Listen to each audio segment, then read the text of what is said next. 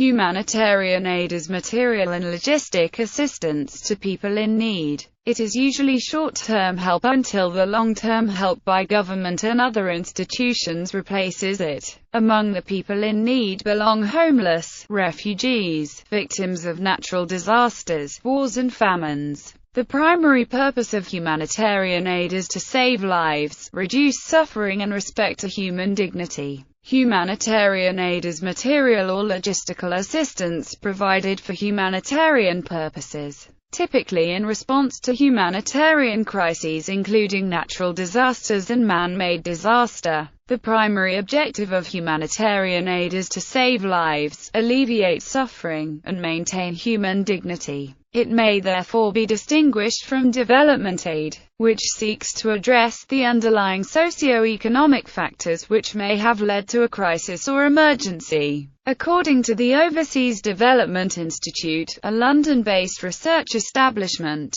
whose findings were released in April 2009 in the paper, Providing Aid in Insecure Environments, 2009 update.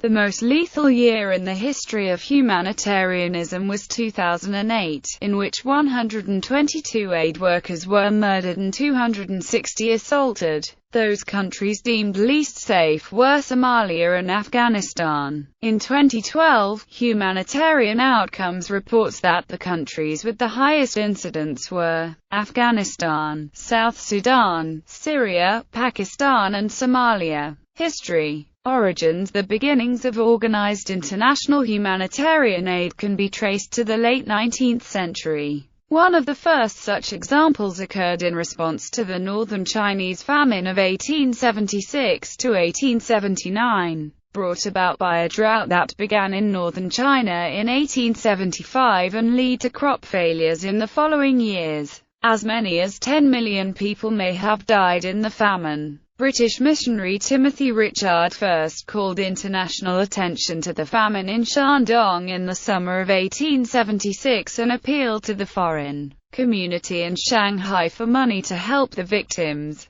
The Shandong Famine Relief Committee was soon established with the participation of diplomats, businessmen, and Protestant and Roman Catholic missionaries. To combat the famine, an international network was set up to solicit donations. These efforts brought in 204,000 silver taels, the equivalent of $7-10 million in 2012 silver prices. A simultaneous campaign was launched in response to the Great Famine of 1876–78 in India. Although the authorities have been criticized for their laissez-faire attitude during the famine, relief measures were introduced towards the end. A famine relief fund was set up in the United Kingdom and had raised £426,000 within the first few months. 1980s early attempts were in private hands, and were limited in their financial and organizational capabilities. It was only in the 1980s that global news coverage and celebrity endorsement were mobilized to galvanize large-scale government-led famine relief in response to disasters around the world. The 1983–85 famine in Ethiopia caused upwards of 1 million deaths and was documented by a BBC News crew, with Michael Burke describing a biblical famine in the 20th century and the closest thing to hell on earth. Live Aid,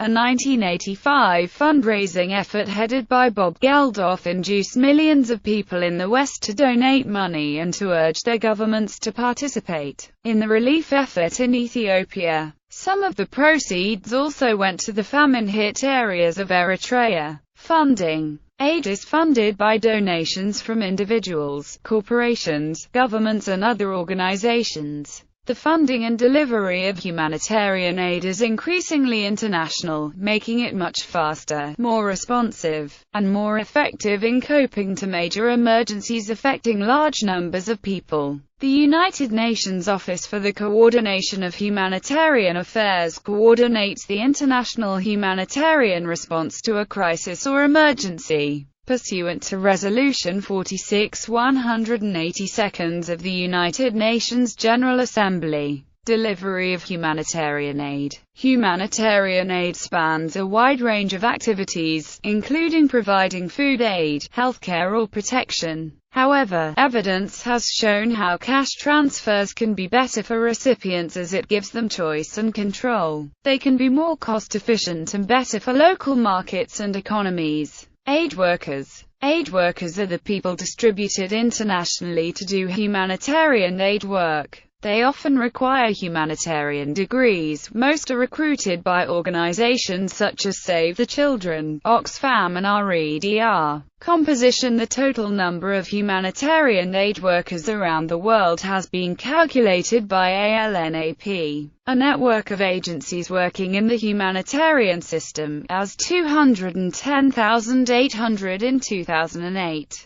This is made up of roughly 50% from NGOs, 25% from the Red Cross, Red Crescent movement and 25% from the UN system. The humanitarian field worker population has increased by approximately 6% per year over the past 10 years. Psychological issues. Aid workers are exposed to tough conditions and have to be flexible, resilient and responsible in an environment that humans are not psychologically supposed to deal with in such a severity that trauma is common. In recent years, a number of concerns have been raised about the mental health of aid workers. The most prevalent issue faced by humanitarian aid workers is post-traumatic stress disorder. Adjustment to normal life again can be a problem, with feelings such as guilt being caused by the simple knowledge that international aid workers can leave a crisis zone, whilst nationals cannot. Standards. During the past decade, the humanitarian community has initiated a number of interagency initiatives to improve accountability, quality and performance in humanitarian action. Four of the most widely known initiatives are the Active Learning Network for Accountability and Performance in Humanitarian Action, Humanitarian Accountability Partnership, People in Aid and the Sphere Project. Representatives of these initiatives began meeting together on a regular basis in 2003 in order to share common issues and harmonize activities where possible. People in Aid. The People in Aid Code of Good Practice is an internationally recognized management tool that helps humanitarian aid and development agencies enhance the quality of their human resources management. As a management framework, it is also a part of agencies' efforts to improve standards, accountability and transparency amid the challenges of disaster, conflict and poverty. Humanitarian Accountability Partnership International, working with its partners, disaster survivors, and others. Humanitarian Accountability Partnership International produced the HAP 2007 Standard in Humanitarian Accountability and Quality Management. This certification scheme aims to provide assurance that certified agencies are managing the quality of their humanitarian actions in accordance with the HAP standard. In practical terms, a HAP certification means providing external auditors with mission statements, accounts and control systems, giving greater transparency in operations and overall accountability. As described by HAP International, the HAP 2007 Standard in Humanitarian Accountability and Quality Management is a quality assurance tool. By evaluating an organization's processes, policies and products with respect to 6 benchmarks set out in the standard,